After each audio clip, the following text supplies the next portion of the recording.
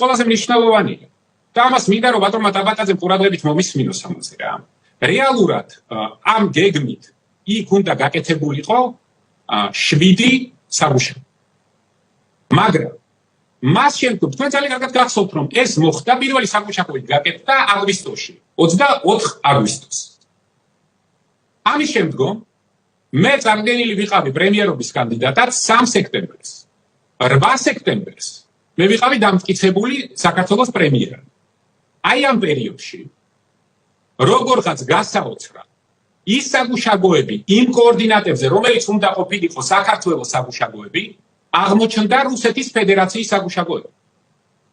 მე გეუბნები, რომ მოვა დრო, როდესაც შეიქმნება სპეციალური კომისია, რომელიც გაარკვევს, რატომ მოხდა შეფერხება იმ გეგმის დასრულების, რომელსაც სრულად უნდა გაეკონტროლებინა ეს გზა, რა გააკეთა მაშინ შინაგან საქმეთა სამინისტროში გადასულმა გომელაურმა, იმისთვის რომ ეს პროცესი გაეჩერებინა და გეგმა არ მieყვანა ბოლომდე, ან რა გააკეთა მაშინ სულში დამტკიცებულმა თუ მოადგილის ფუნქციით მოვალეობის შემსრულებელმა ლილუაშვილმა, მაშინ როდესაც აი ეს ყველა წერტილი, რომელსაც თქვენ დღეს ამაყადაფრიანებთ რუსების დროშებით, ეს ყველა წერტილი უნდა ყოფილიყო საქართველოს საგუშაგოები.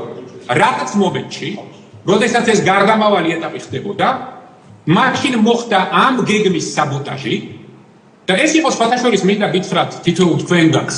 მე არ ვიცი ტაბატაძე რამდენად არის საქმის გულში. ეს იყო პირველი სერიოზული კონფლიქტი ჩემსა და მაშინ სუსტ ხელმძღვანელობას შორის.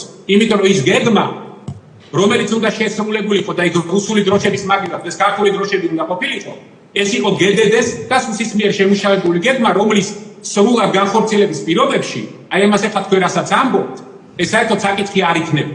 კარგი. კითხვას დავასრულოთ. რას მომიწოდებთ, აბა? მოგიწოდებთ, რომ შექმნათ კიდევ ერთი კომისია. კი ბატონო. ეს ნაფტებისთვის შექმნით კომისია.